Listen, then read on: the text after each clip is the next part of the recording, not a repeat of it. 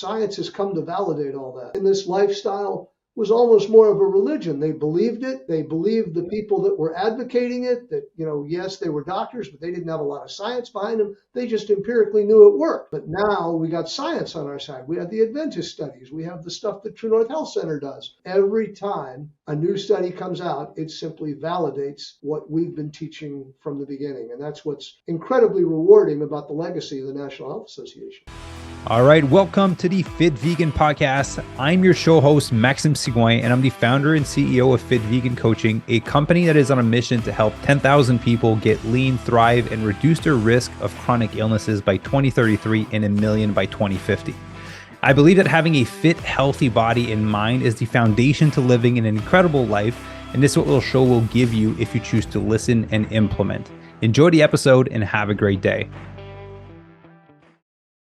All right. Good morning, everyone, and welcome to another episode of the Fit Vegan Podcast. Today, I am joined by Mark and Wanda Huberman, who are the president and executive director of the NHA, so the National Health Association, which I've had the pleasure of being on you guys' podcast with Frank. And so we're very excited to have you both on here today. How are you doing? Good. Great. Pleasure to be here. Honor. Beautiful. So I know a lot of my listeners already know what the NHA is. And for the new listeners, can you guys explain a little bit what that is before we get into your story? Sure. Well, we are what I like to say, the oldest organization on the planet, advocating a whole food, plant-based diet and lifestyle, something we've been doing since we were formed in 1948. A lot of people think that the whole food, plant-based health movement came around when Forks Over Knives came out in 2011, but we've been championing this diet and lifestyle again we just celebrated our 75th anniversary last year. And, there are a lot of conferences that go on, for PCRM and plantrition and all that. We've been doing conferences since 1949, and we'll be doing our 76th annual conference in Cleveland on June 28th to the 30th. So we've been around a long time championing this diet, and a lot of the stars of the health movement found their voice and their first place to speak at our conferences and in our magazine, Health Science. And so we have a pretty proud legacy, and we just keep doing more and more and more. And particularly since Wanda retired from her job to become the executive director in 2020, we've really expanded our offerings from just doing a conference and doing a magazine and being a membership organization. Now we do travel. Now we do a podcast. Now we have a newsletter. We do a lot of stuff to kind of support the whole food plant-based community. We think we support it really well. Yeah, well, that's interesting. So how was it? How was the first conference compared to now? And how was it seeing the movement change? Because, I would say like veganism has gained a lot of popularity, and kind of as it has, whole food plant-based has gained a little bit more. But it's still not as big as I want it to be compared to like where all the fake vegan products kind of are right now. How was it seeing that evolution? Because I know you guys have big conferences now. I can only imagine what the first one was like. Well, probably the biggest change that Wanda gets a kick out of is that I literally started attending conferences when I was like 10 years old, and we kind of wrote the book or defined the word whole food, because at our conferences, when you had our banquets, whole foods meant tomatoes and peppers and cucumbers. It's come a long way. But truly, at the heart, there is still a philosophic side to that. T. Colin Campbell wrote the book Whole. Really, when you get down to it, the vegan movement, as I'm sure you know, doesn't exactly equate to health. Everything can be vegan and not necessarily be healthy. Potato chips are vegan, but they're not particularly healthy. But in the NHA, the emphasis has always been on whole foods. And getting things in their whole natural state to the extent possible. But in those early days, whole didn't even mean baked potatoes. Well, I think the emphasis was on raw foods, raw whole foods. I think that's, was again at the core. The closer you get to nature is kind of what we were all about. It was vegan by definition because, there were no dairy products involved. There was no salt. There was no sugar. You were trying to get as whole natural as you can. But the biggest evolution that I think has come, particularly in the last probably 15, 20 years, is that, you can make, split pea soups and things like that without salt, oil, and sugar and taste good. And there's even a Yeah. recognition, I think, as science has evolved that, you're not going to eat beans, most legumes raw. You're not going to Yeah. eat kale and spinach raw. They're not even that digestible. So, and while maybe there were some old notions that cooking food would destroy the enzymes, science has evolved and we've evolved along with it. So, but I think what distinguishes the NHA from just about everybody else is that we really put out a gold standard of whole foods means exclusive whole foods, not plant-based, but whole foods. And that we do it, we think the gold standard is without the pleasure trap foods of salt, oil, and sugar. We know not everybody does that. We're not the police. We're not saying, hey, you put Yeah. some salt on your corn, that you violated the golden rule here. But we set a standard. We think this is the key to optimal health, and the closer you get to it, the more you can control your health destiny. But in answer to your original question, it is quite a change from the world, the natural. We used to be called the American Natural Hygiene Society until about 1980, something like that. And we changed the Okay. name to the National Health Association, a little more people could understand it a little better. But it was the emphasis, the core. There was a philosophic side to it that you want to be as close to nature as you could, as unadulterated as you could, as unprocessed as you could. And the wonderful thing for me is that science has come to validate all that. Yeah. What my Finally. parents raised me in this business, in this lifestyle, was almost more of a religion. They believed it. They Yeah. believed the people that were advocating it, that, yes, they were doctors, but they didn't have a lot of science behind them. They just empirically knew it worked. Yeah. But now we got science on our side. We have the Adventist studies. We have the stuff that True North Health Center does. We have all the stuff PCRM does. And every time a new study comes out, it simply validates what we've been teaching from the beginning. And that's what's incredibly rewarding about the legacy of the National Health Association. Yeah, that must have felt good because I feel impatient about how slow the movement is like coming along. And I've only been at it for a decade. So I can't even imagine like 7+ decades in, you're like, finally, we have the proof. We have the studies to show people that what we've been saying is true. It was very cute. Mark's mom she moved in with us. She was working at 90, came home from her health food store that she was running, and Yeah. fell in her driveway while hauling garbage and broke her hip. So she moved in with us after that for her recovery, and I would have small gatherings at my house to teach about food prep. And she would hear these ladies talking about how hard it is. And she was so sweet. She would just say, "Oh, darling, let me tell you what it was like in 1959 or 1962." And so you realize it's not so hard compared to even when I first started 30 some years ago, you couldn't buy things in local grocery stores. So we live in the Northeast and Yeah. winters are long. And I thought if I had to live on vegetable soup and apples and oranges, I wasn't going to do it. Now you can get anything you want year round, much easier.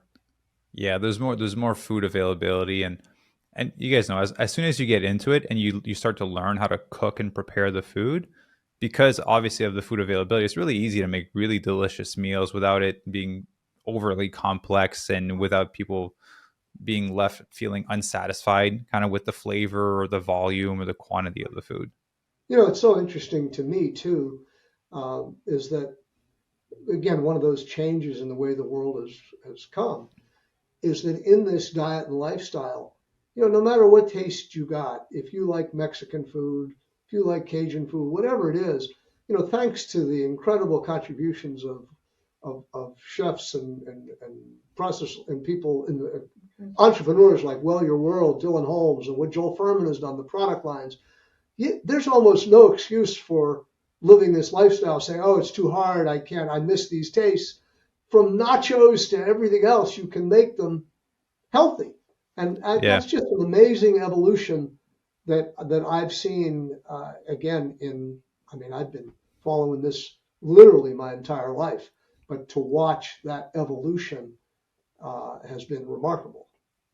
Yeah, I bet. So, question for you: what was the original kind of intention behind starting the NHA originally? Like, was it more like a health component? Was it more an animal cruelty component? Was it more an It was environmental all component? health. It was all health. Okay. That's what distinguished, it was inherently vegan because veganism was, you were whole foods, you didn't use animal products. Animal products weren't health. But it was not for that. I mean, that happened to be a part of it. It worked. Same thing for, things like animal testing and vivisection. It certainly supported that.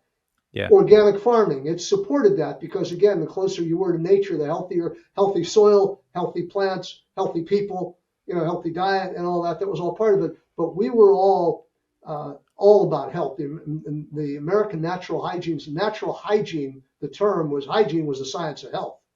Yeah. So that was the core, and it was a group of about 5 or 6 doctors and a couple of lay people that all championed this diet and lifestyle. The foremost authority of whom was Dr. Herbert Shelton. He's kind of like the father of the modern natural hygiene movement that kind of synthesized the work of a bunch of 18th and 19th century visionaries about looking at health in terms of not treating symptoms, but trying to identify cause and recognizing what diets were health promoting. And so that was their interest. And the unique aspect of a bunch of the founders is that they also recognized that water fasting was an Yeah. interesting adjunct of helping people to restore their health when they've lost it, recognizing that the body had enormous power to heal itself, to be self-correcting if given conditions conducive to recovery. And those ideal conditions were a physiological rest where you were truly resting and just consuming water for a period of time.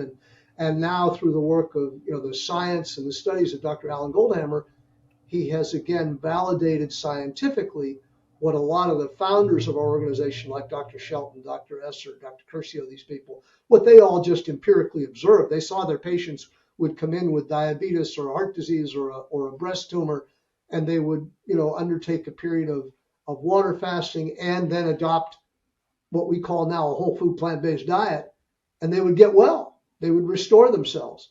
That's been the core of what but it has entirely been health. But again, we've recognized as we've come along and as more and more is known about the state of our planet and environment that we've recognized that the elements of health are more than just diet.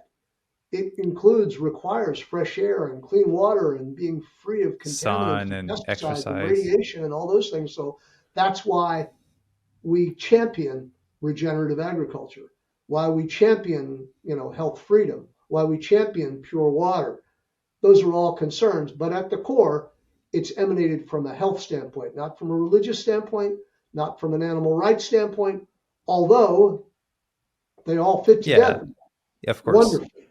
Wonderfully. There's a Yeah. great quote.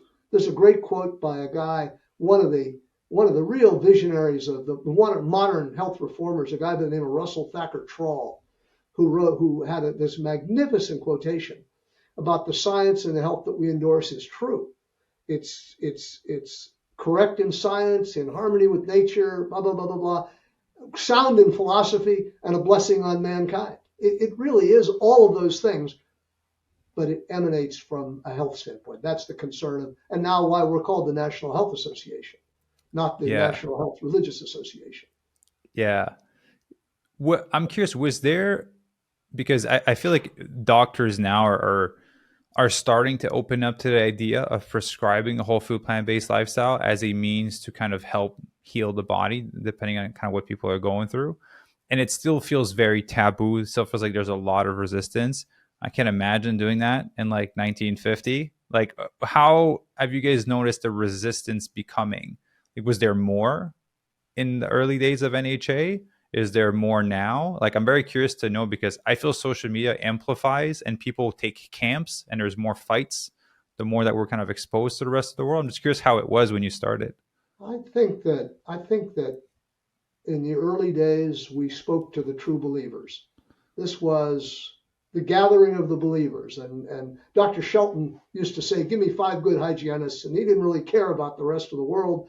For those that wanted the message, he'd give it, and obviously they'd give their public lectures, we'd have our conferences, but it would be the true believers. Yeah. Fortunately, through the internet, through the evolution of science and some really great voices that have given credibility to this movement, it's a different world. I mean, it was when I mentioned earlier about the significance of Forks Over Knives, the documentary, when it came out.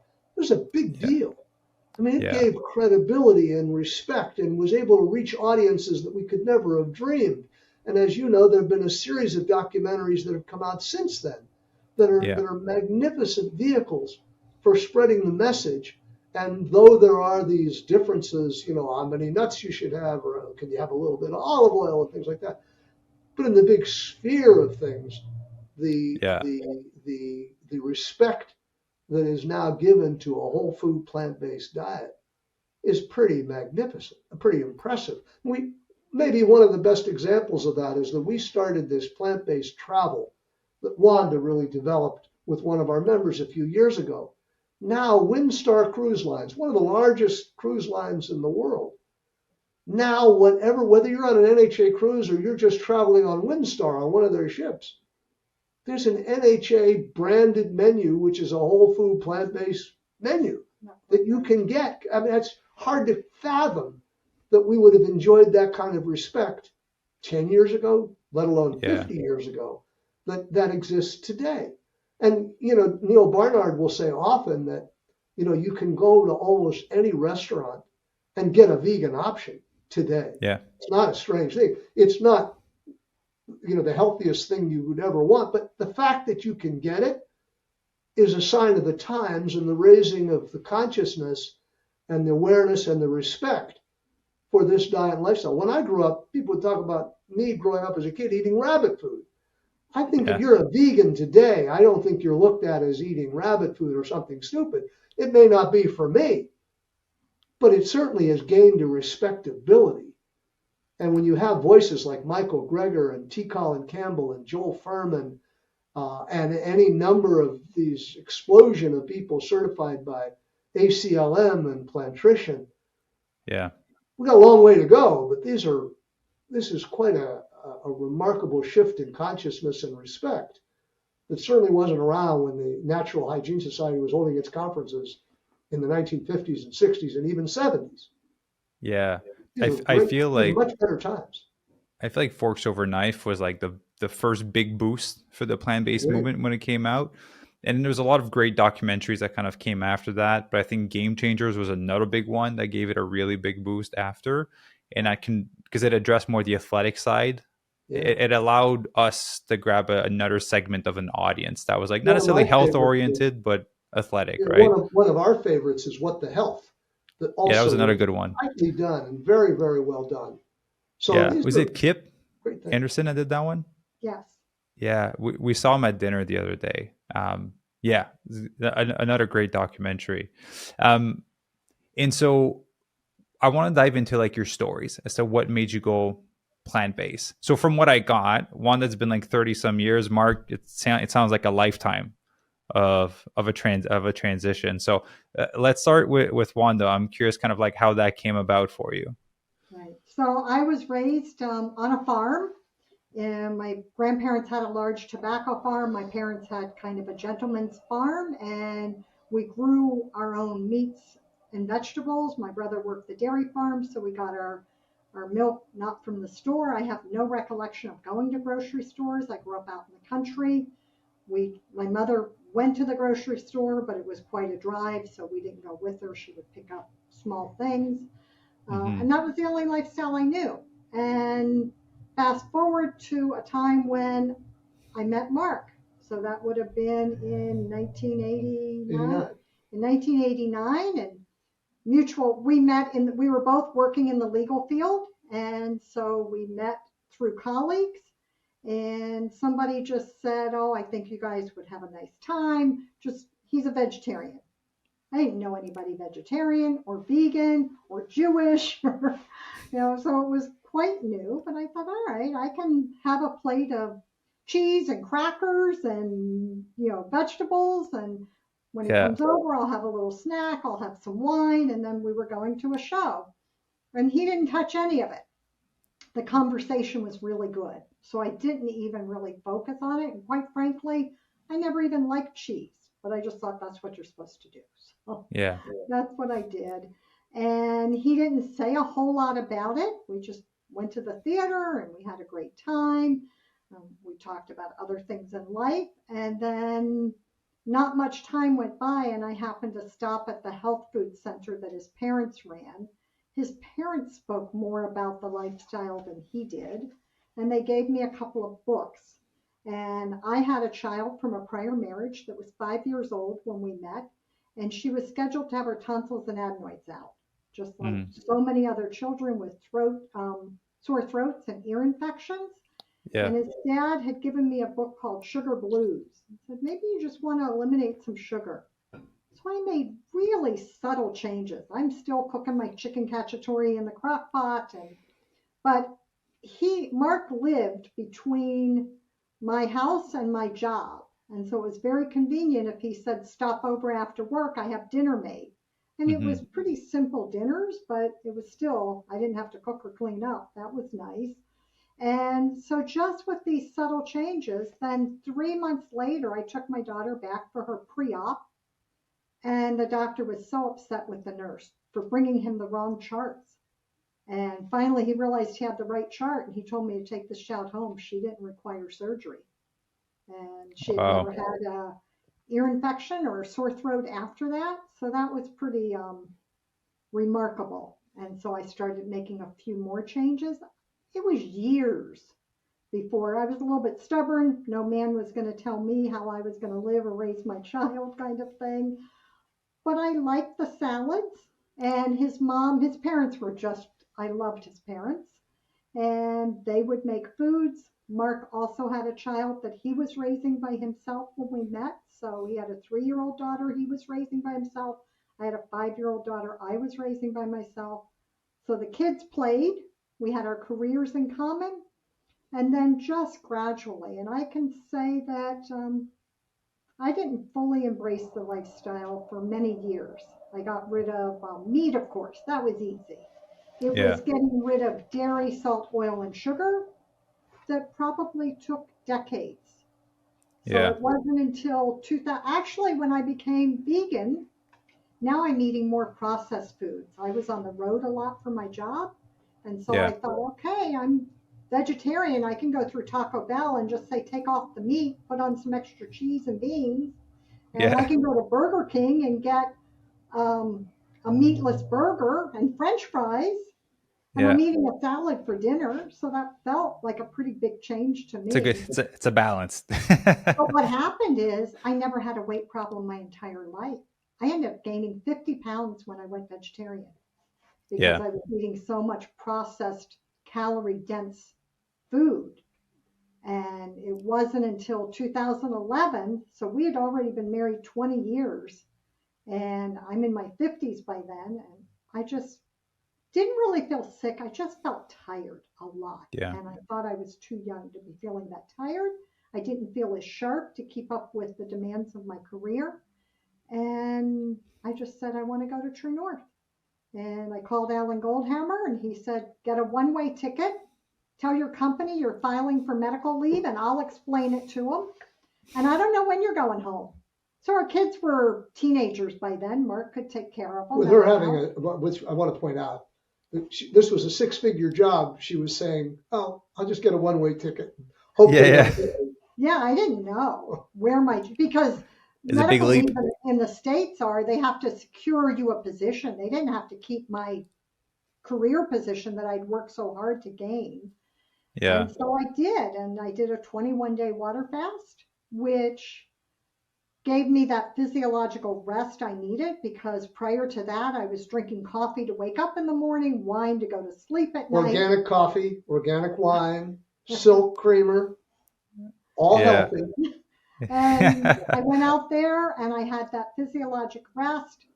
I stayed another 2 weeks after I finished the fast to kind of just really acclimate to the lifestyle. And at that time, David Goldman is one of the people that was heavily involved in Game Changers, Mm. and he was their exercise guy. And so I realized at this age I needed to be, well, at any age really, but Yeah. they had actually diagnosed me with sarcopenia. I couldn't do 2 push-ups. And so they're like, you've got to start, you've got to get the sleep. And so now I look at it as my four legs on a stool. For me, it Yeah. cannot be just food. It's food, it's sleep, it's exercise, and then it's something for my peace of mind, my personal spirituality.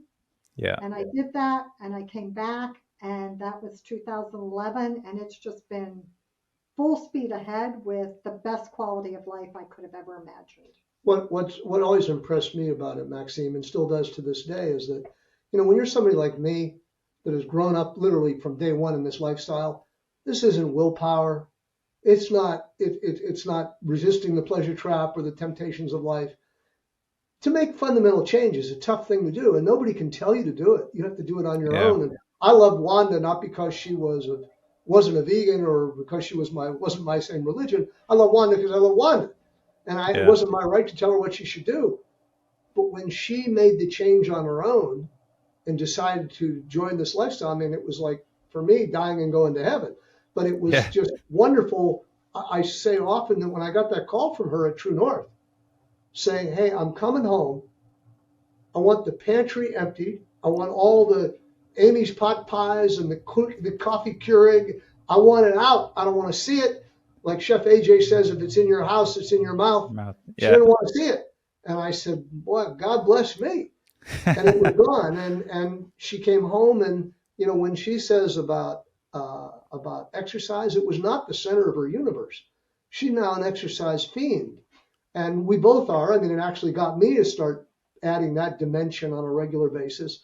So I think we both recognize that this is the way of controlling your health destiny. The decisions you make, how much you sleep, what you put on your plate, how much you exercise. But it was quite, and again, 2011, for we were 20 years we were married, and she wasn't a fast food junkie, but it was a journey. Yeah. But she's now on the same journey that I am, and that's pretty cool. Yeah. That's patience right there on your side for sure. I think it's more. I will say the thing that And I love. don't see in many marriages, when I gained 50 pounds, it was like I had to go back and look at pictures. To me, it was so subtle. It's like, when did I start looking like this? And, it took Yeah. about probably 8 years before I gained that kind of weight. But nobody ever said anything to me. And people will say, oh, you weren't that heavy. Well, I'm not super skinny now. 50 pounds was a lot back then.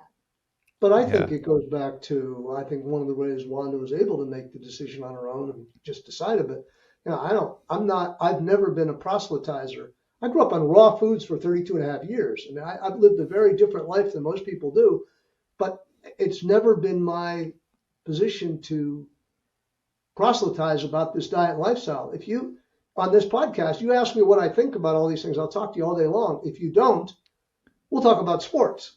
We'll talk about theater. We'll talk about politics. We'll talk about all those things because that's just a means to an end. But in my relationship with Wanda, I never considered it my place to tell her how she should eat or whether she should eat like me or look down on her because she doesn't, whether she's not the same religion as me. That's not the way it should be. I think that's a good way for most people to go through life. I've watched one of the observations that I've had for my decades in this lifestyle is it can really be difficult when it's a husband but not a wife, or a wife with not a husband living this lifestyle.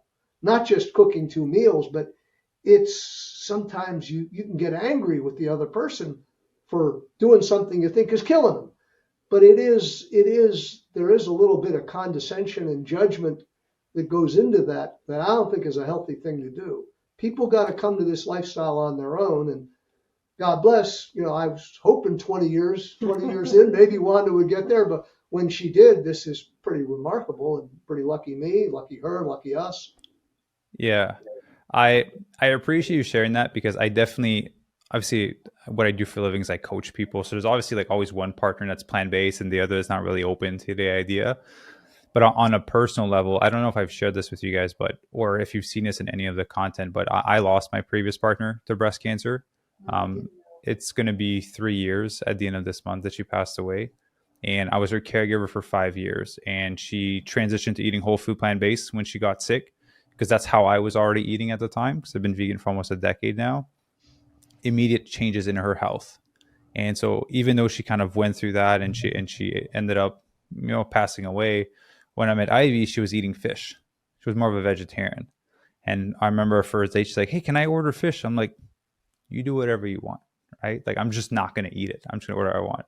And when we moved in together, she's like, "Hey, like, I still want to eat fish." I'm like, I bought her pan. I'm like, "That's your pan to cook fish on. Don't put it on the other pans, even though you clean it. I don't want to touch it." But I was patient with her, and it took her a year and a half. And just on her own, same thing. She was just like, "I don't eat the fish anymore," right? Like, the meals are good by themselves. I feel full. I feel satisfied. Yeah, I don't think there's a lot of great results out of trying to push your partner in a specific direction. I I don't think it's think just it is in anything in life. I don't think le- proselytizing, whether it's religion or politics, doesn't work. You do it by example. You do yeah, it by leave being supportive. space and example. Yeah, Correct. yeah. And so, for you, Mark, how was it growing up as a basically raw vegan? You mentioned originally when you started. Yeah. I often say that I've never met anybody like me. I've never met anybody that grew up on raw foods from day one, went through elementary school, middle school, high school, college, post college, practicing law till I was like 32 years old. I didn't have a baked potato or a piece of bread or a piece of cake. I literally so and in the 1950s the world was very different than it is in 2000. We didn't have salad bars. We didn't have it was just very different. And I think the only thing that I think that allowed me to endure is that I've always been pretty comfortable in my own skin. I knew who I was. I had wonderful parents. You couldn't draw up a closer family. And if my parents, who loved me, my brother and I unequivocally, that if they thought this was the right diet and lifestyle for me, for my health, for my well-being, I didn't question that. They loved me unequivocally, and that they did. And they took me to conferences. So I had other friends, but I don't know. It was real. I mean, there were kids that made fun of me for eating rabbit food, for doing these things, but I often said that people will make fun of you or keep making fun of you if you let them make fun of you. And I Yeah, never did that very much. And so again, I've always been a pretty social guy, had a big social circle of friends, was involved with life, involved in activities, sports, things like that, theater. So again, what I ate was my business, and I didn't try to impose that on anybody else. So, but was the world different then? Very different then, than it is today. But I was happy eating a salad. I had virtually the same meals 3 times a day for forever. But and I guess the other thing I'll add is that Wanda mentioned earlier that my parents were kind of not just great people, but they were pioneers in the health food movement, and they were pioneers in the organic produce movement before there were standards, before there were that. They would have always the best cashews, the best mangoes, the best tree ripened pineapples, the best fruit. And so my friends, of which I had many, loved coming to our house because the food was great, what we yeah, had. So, I had that advantage going for me, I suppose, that, if it was just eating a salad of iceberg lettuce and hydroponic tomatoes, it would have been pretty boring. But no, yeah, I had the best cashews. I had trail mix before people even knew what that was. I was running around with cashews and raisins and dried apricots and hazelnuts in my pocket. And my friends enjoyed that too. And they yeah, happened to be without salt, oil, or sugar back then. But and I like cashew butter and peanut butter and things like that. Raw cashew butter, raw peanut butter, but still pretty good. But it yeah, was different. Again, I'll repeat, I'd never met anybody that grew up like me, but that was okay. And as I look back on it now, I think what an incredible birthright I was given yeah, to be definitely. raised that way. Now everybody thinks this is a lifestyle they want to get to kind of hold on to their longevity. I have that foundation built in. And I don't know, I might drop dead of a brain tumor tomorrow, but I don't think so. I think that everything I've been doing, the way I've been raised, is very health promoting and health extending. And I still make those decisions every day. So I just consider myself incredibly lucky. And it's kind of how I look at it. Yeah, well, I think you are. It's a big blessing to have grown up that way because a lot of people grow up on the salt, the sugar, the oils, and kind of these processed foods, and then kind of like Wanda mentioned earlier, you have this. It feels like you have to be disciplined to eat this way. It feels like you're depriving yourself as you're transitioning until you do and you realize that you're not. But when you're hooked on the sugar, when you're hooked on the processed food, it messes with your head and it makes it harder for people to kind of to make that transition long term. Most people in this lifestyle are about trying to recapture their health Yeah. because it's Caldwell Esselstyn says, most people have can do a lot to their bodies for a long time, 40s, 50s, but then the warranty runs out and things happen, and then they adopt this lifestyle to reverse their heart disease, to reverse their diabetes, to reverse their hypertension. I, I I don't have a lot to reverse. Yeah, he did a I lot of hope I prevention. hope it stays that way. I hope so. Yeah, it is. I was having, I don't know who I was having this conversation with. It was I can't remember. It was one of the other doctors. I think it was like Clapper or Dr. Greger. But most people that are again in this movement, most people that are wanting to take action, something bad happened. Like they got diagnosed with something, they had some health issues. There's not a lot of prevention that takes place. And so like, for you, you have years of prevention on people. To me, I'm definitely in a preventative space because I saw what it was, cancer firsthand. I was like, I don't want that for myself or for anyone. So I feel that that's a blessing in that odd way. But yeah, I feel like too many people wait until something happens to be like, hey, maybe I should consider eating whole food, plant We based, and are, eating this way. we'll often say when we're talking to people that you don't appreciate your health till you've lost your health. Yeah, And then people want, they want information. And yeah. it still amazes me how some people will want the information, absorb it, grab onto it, and move forward so quickly. I wasn't Hmm. one of them, but there are lots of them that do. And others will just keep putting up roadblocks time after time. I think I had the blessing at True North of I love getting True that North. food Yeah. acclimation. I did a fast. And then, so for me, salt was a big deal and coffee. Those were my two Hmm. kind of crutches. And I have not had coffee a drop since 2011.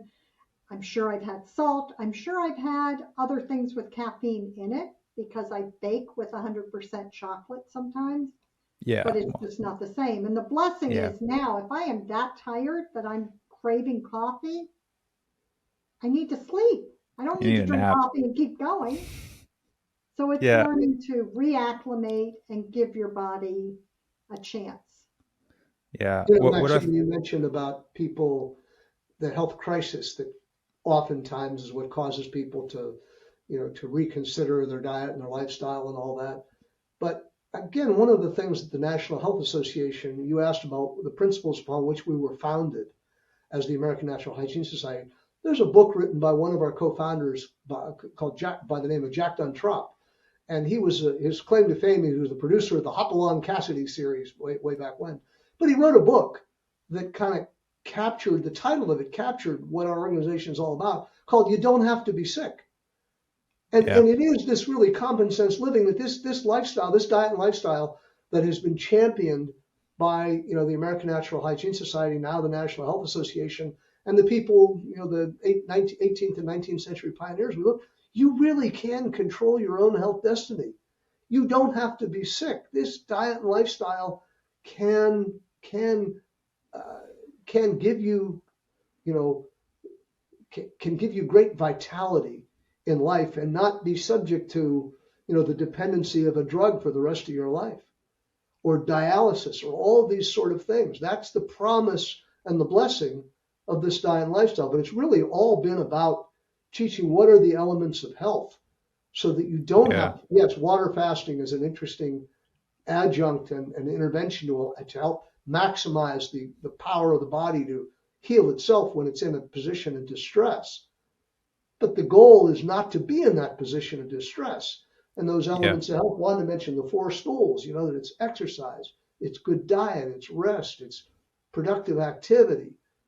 Those are core principles. And, God bless, I think the thrill that Wanda and I have thinking about the future of the NHA and our legacy in the future is that, there are young couples like Dylan Holmes and Reeves, that Well Your World, and Brittany and Mark Giroudi, young couples that are coming to this, a little older than me, but still in well within the warranty period, that they don't have Yeah. to worry about their warranty running out because they can make those changes now and raising their children that way. That's the real excitement, thrill, satisfaction, and all that. But it really is the core message that you don't have to be sick. Sickness. There's a one of the things that we love to do in Health Science magazine that we publish is sometimes publish these timeless teachings. And two of the best that I've ever done, that were done 50, 60 years ago by one of the co-founders, Dr. William Esser, whose grandson, Dr. Stefan Esser, is a wonderful, charismatic voice of this lifestyle medicine movement today. But he wrote 2 articles, Illness is Not Inevitable. And he wrote a corollary, Is Illness Inevitable? And it's not. It is not. It is not some curse that God rains upon you, or that breast cancer is in your family, so you're doomed to have breast cancer. Hypertension's in your body, in your family, so you're doomed to have it. We're here, our organization, our health movement, and I think the whole explosion of interest in lifestyle medicine is all saying that no, really, the prescription is not in a pill; it's in a smoothie. It's in Yeah. broccoli. It's in cruciferous vegetables. Those are the prescriptions doctors are more and more writing, and it's a wonderful thing. Yeah. And, one thing to add is, a lot of those vitamins and pills that you take are isolates of the whole food that you're supposed to be consuming anyways. But I definitely want to talk about NHA and kind of like the work that you guys are doing. But I just want to touch on one last point, Wanda, from your story, because I if I could have a superpower, it would be able to snap my fingers and make people have that moment where they have cancer, but they don't actually, and they have that wake up moment where they want to change. Like, that is a superpower I will pursue for the rest of my life. The closest person I found to be able to accomplish that is Tony Robbins, through kind of his work and his line of questioning. We were just in Hawaii with him like 3 months ago. Like, he's masterful at what he does. But you mentioned that you went to True North for 21 days. I think what's powerful about that is I think it allowed you to take a pause on your life and just kind of reflect about everything. So I'm curious, when you came back, obviously you cut out the caffeine, you cut out the sugar to a certain extent. Did you go back to your lifestyle of, like, to the career, to the potentially higher stress schedule? How did you handle it differently? How did that go? I did. I love that question. So there was my dream job, and it was regional management as opposed to litigation management. It's what I was Mm-hmm. doing. And I had applied for that job twice. And when I came back, everything was going fine. I did go back. I actually took 6 weeks off. So I fasted for 21 days and I stayed a little bit longer. So by the time I came back, I was feeling strong and confident in what I could do. And I just decided I was going to sleep more. And like I said, if I was on my way to an appointment and I needed coffee, I'd make up a story. Oh, there's a traffic accident. I'm not going, I'm going to be there 15 minutes late, and I would close my eyes for 15 minutes. So I adjusted my lifestyle to do what I needed. I'm a bit of a perfectionist. I learned that I don't have to do a 10 in everything I do. Some 8s are Mm-hmm. fine. And the most interesting one was that position that I had applied for twice and did not get came open again within about 10 weeks of me coming home. And I'm like, oh, rejection's hard. Do I want to do that again? And Yeah. I literally can remember the day I had the application on my desk and the hiring manager called, and he's the one that called before to tell me that they were hiring X instead of me. Yeah. And he said, I hope I didn't say anything that made you think you could never apply again. Don't misunderstand my call. I'm not telling you the job's going to be given to you, but we were certainly hoping we'd get to interview you again. And I said, I appreciate the call. I actually do have it on my desk. Yes, I will submit it today. Submitted the application, went through this lengthy round of hiring interviews. And the result was they came back and said it was the strongest interview they ever had. I got the job. I loved the job. I did have a little more control. The higher up the management rank Yeah. you go, a little bit more control of your life you get.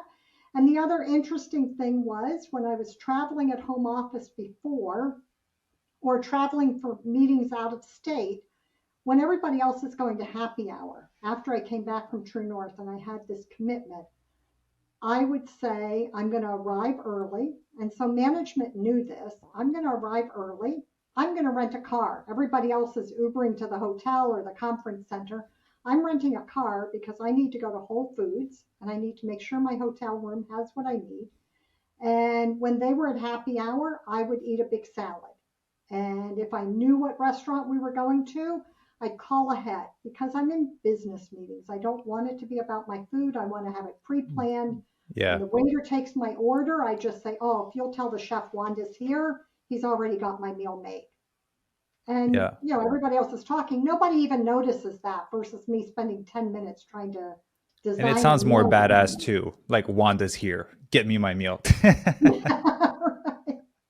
And so I just was willing to say this is what helped. People could see the clarity. I was able to think and be sharper on my feet. They saw the weight I lost, so I looked healthier. I was healthier, and it ended up people asking and the respect, and it was great. And when I went to the conferences or to my home office, and they would have meals, they'd notice I wasn't eating much.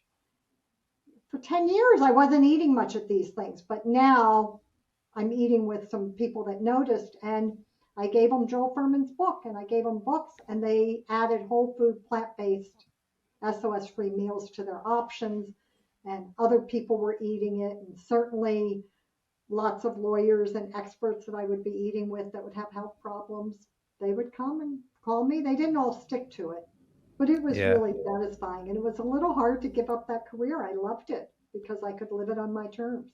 But Well, I think if I could add, I think that when you asked how did she maintain the diet and lifestyle, I think there is a discipline about it. So you not only did she, as she said, she'd make those choices about renting a car and going to Whole Foods and making sure the meals were right, but also I think SOS, there's that old argument in this thing is, can you have a little bit of this, the moderation, there's a little bit of cheese, a little bit of dairy, a little bit of wine, a little bit of sugar, a little bit of that. I think I think you've been pretty strict. Well, You've what I maintained a found, discipline. 20 years of kind of push, pull. yeah. When I found that I liked it and I acclimated, I often say to people, honestly, 100% is so much easier than 80 or 90%. Because at Yeah. 80 or 90%, I was teasing myself all the time. I was my worst enemy. I am Yeah. so blessed. I'm so glad that I enjoy that 100%. And now, if I happen to really want something and I take it, I don't know what that something would be. It might be a piece of carrot cake that might have sugar in it if we're eating out. If that's something I choose twice a year, I choose it, I enjoy it, and I move on. But Yeah. it's not a norm. That's beautiful. It sounds like, God had a different plan for you. He had to say no twice so you can go through the experience of, pausing for 6 weeks and then coming back. And then ultimately having that confidence allowed you to like stick to it and ultimately have impact beyond yourself. Right. And that's the Yeah. greatest gift is, if I feel like I've helped just one person, and I do get those phone calls that people would be like, oh, I was just diagnosed with heart disease. Do you think I'm okay? I'm already 60 years old. And Yeah. so to be able to have, as the executive director, I have a bigger bullhorn. I get to talk to a lot of people, but even well before I was the executive director, people look to people that they want that information from and that they see those results. Yeah. Oh, that's beautiful. Well, let's dive into the NHA and the kind of the work that you guys are doing, because a lot of people are familiar with some of like the trips and more of the conferences, but let's just imagine there's a bunch of people that may not know about NHA. So let's go in depth as to kind of what you guys do, what you offer, and how people can get involved. So I think one of the biggest things that we do where we are most known, aside from our annual health conferences, is we publish a magazine called Health Science. And we've been publishing it since 1978. And it is a quarterly publication, comes out quarterly. It's 40 pages long. I think you've seen it. It's first class. It's unique in this health movement that it has no advertising in it. It's just articles on health, interviews with the leading stars of our health movement. There are recipes in it, but it's not a recipe magazine. We feature a different SOS free chef in each issue and that. But most people tell us that it's the one magazine they read cover to cover. We have a nice mix of testimonials and information and articles, and it's well laid out and all that. And all of that is free, that 40-page print publication, for a $35 basic membership, or $55 if you live outside the United States. It comes free. It comes in your mailbox. It's not an ebook. You can get it if you want to go green and you want to get it electronically. You can do that. But it is a real magazine. It is, again, we're pretty proud of its quality, of its standards, and it comes free. And when you become a member of the NHA for that $35, you get access to all 46 years now of back issues for free. They're all searchable, they're all downloadable, and so that's a pretty big member benefit. And then on our website at healthscience.org, which is again the same branding that we've used for probably 30 years now, because again, you asked earlier, we're health science, we're about the science of health, so we've kind of stuck with that. But on our website at healthscience.org, we recently kind of redid that a few years ago, but all the recipes, if you don't want to read 46 years of back issues and just go to the recipe pages, we have them all organized and archived in recipes. If you just want to read the interviews with Michael Greger and T. Colin Campbell and Joel Furman and all these people, all of the interviews are all there just kind of collected. So there's a lot of robust information. And then if you're interested even in the kind of the pioneers of this health movement, we're actually working on that part of the website right now, buffering it up. You can gain all those timeless teachings, and they're all for free on our website as well. So all of that for $35 a year. It's one of the best bargains around. We're a 501c3. Donations to us have always been tax deductible. We don't sell anything but information and health and knowledge. Our annual conferences that we do, our one in June this year is sold out, the in-person conference. We'll shortly be opening a virtual option for people to attend that can't afford to come. But it's a remarkable community experience that people can have. So those are the big things we do. And then most recently, we've added a podcast. We have a free e-newsletter. You don't even have to pay $35. You go to healthscience.org, you sign up for our free e-newsletter. There'll be a pop-up right when you visit the website right away, so you can't miss it. You sign up for that. That comes out every 2 weeks with some of the best of health science and some of the best SOS-free products we come across, and the best SOS-free recipes, feature articles and news. That's all for free. I want to mention. And then travel. And then we have travel too. Before the travel, I think the thing even our members forget, as you page down toward the bottom of our website, there's something, it's under news and events. I need to find a better way to categorize it, but it'll show Vitamix and vendors, and that is gated. You have to be a member, and you click on and you can get discounts. So if you're going to buy any Vitamix product right now, you're going to get 15% off with your NHA discount.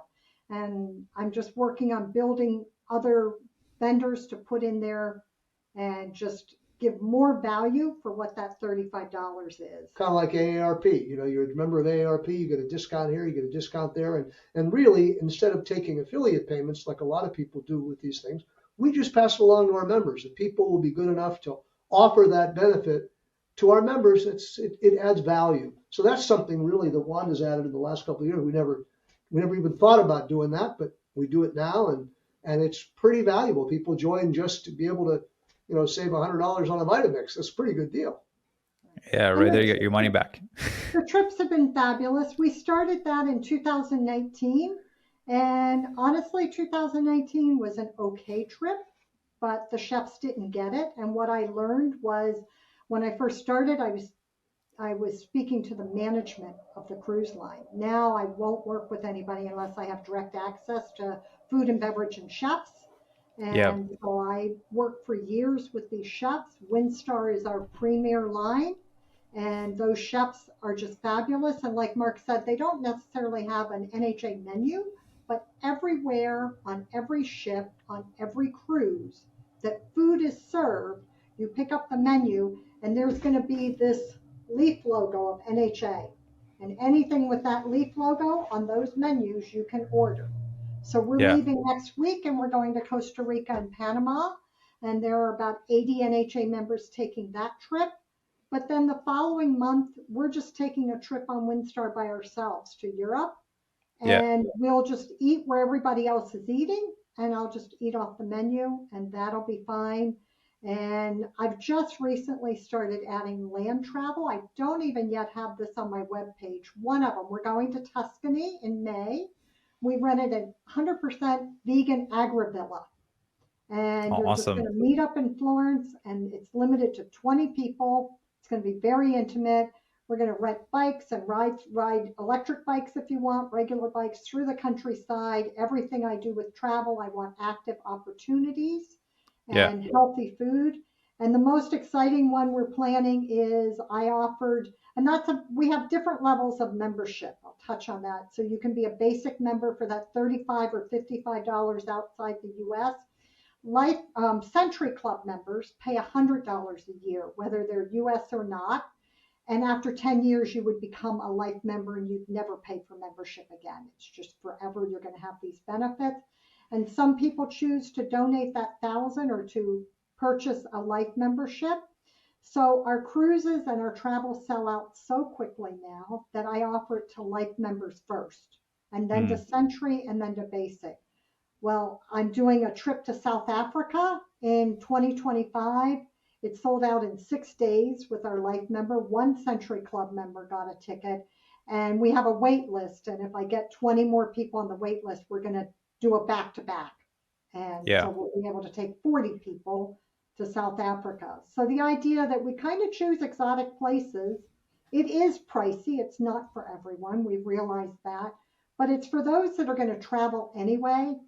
They get to travel and do it in a health promoting manner. I know, Maxime, I'm sure you've been in this lifestyle for a while, and whether you're traveling to the Grand Canyon or whether you're trying to do Galapagos, I mean, one of the biggest challenges in this diet lifestyle is, is there a Whole Foods, is there a market, or things like that. One of the wonderful things we've done that we've added to support this lifestyle on another level is we take care of all that for you. I mean, we just came back from a wonderful trip to Greece where we had 80 people, 60 people on Greece that all 3 meals every day. You come back to the ship and there's your breakfast, your breakfast buffet, your lunch buffet, your dinner buffet. We don't have to worry about communicating. And if we used to take the old cards, a little card about you could take to help translate to somebody in Greece or in Italy what you want for your meal. We take care of it. I mean, it's an amazing. I personally, I love to. Wanda and I both love to travel, but to have that taken care of, it removes a lot of dream stress. come true for this diet and lifestyle. And I think, again, it's another way that we think in the NHA that we are supporting this community of people living a whole food, plant-based diet and lifestyle. You come to our conferences, you're with 350 like-minded people, all sharing meals together, sharing the joy of this lifestyle. You get our magazine, you're supported during the year with information about this diet and lifestyle and other people. And then adding on the travel is like icing on the healthy cake. You'll laugh at this one. So I love the chef that's doing our conference this year because it's his 3rd year. And I said to Chef Sam, I said, I have to work with these international chefs. As a chef that I've worked with you, do you have one tip that you wish I had told you the first time we started working together? Right away. One tip, so important. You guys eat a lot of food. You tell those chefs if they're hosting 50 people to prepare food for 150 because you eat 3 times more than any other organization. So lots of fruits and vegetables, lots of cutting, lots of chopping. Well, I'm excited to go to a conference this year. I'm excited. I think you'll be amazed. I'm excited to meet you guys in person. And so where can people find the information for the conference? Because I know there's going to be our website is healthscience.org. Perfect. Because I know there's going to be, so for the people listening, there's going to be virtual tickets available that you guys can purchase. Obviously, the conference is sold at this point. And so I'll put the link down below in the description, whether you're on YouTube, on the podcast platform. The link's going to be right there. So watch the platform. I'm going to be hosting the virtual conference. It used to be called Hopin. That's who I did it the last 3 years with. It makes it very interactive. They've been bought out by a platform called Ring Central, and if you attend virtually, when we're having Q&A with Dr. Esselstyn or any other doctor on stage, we're going to let some of the people in the audience ask, but you're going to be scrolling. It's going to have like almost a Zoom appearance where you can talk to each other, you can ask questions, and I'm going to have somebody take the microphone and say, oh, Maxime is in our virtual audience and he has a question about diabetes. And so they're going to get to participate more than many other virtual. One other thing, Maxine, that I want to share, and I do that often on podcasts, is that, again, we're a 501c3, we're about education, we're proud of what we do, but we think people should have the right to look before they leap.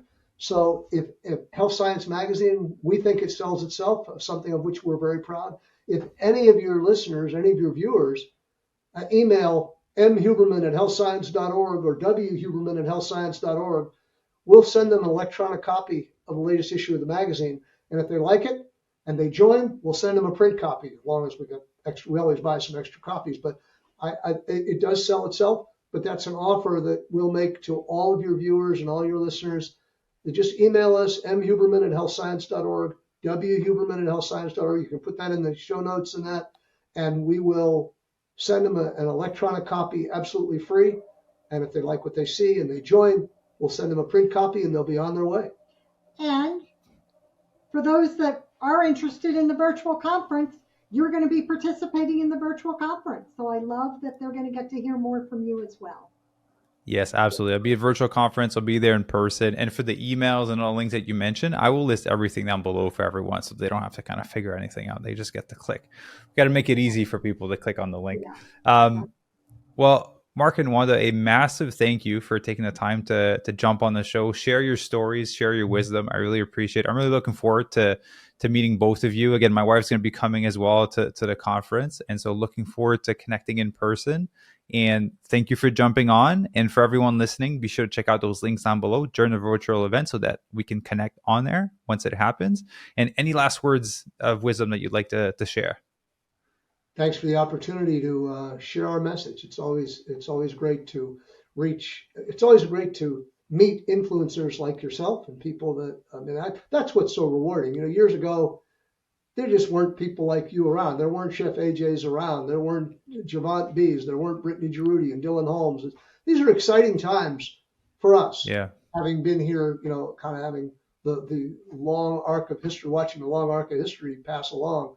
These are exciting times, and it's really is great. And you're on the younger side too, so it's great to meet, and be inspired that there's guys like you on the way up. It's great. Yeah. And I would just say to be kind to yourself and to give yourself that gift of time. If I had not given myself 30 to 60 days, I don't think I'd have the success that I've had for the last 12, 13 years. So giving yourself that time to make the changes, being kind along the way, to me was key. Beautiful. Those are great words to end on. So thank you very much for jumping on. Everyone, thank you for listening, and we'll see you guys in the next episode. Bye. Thank you. Great.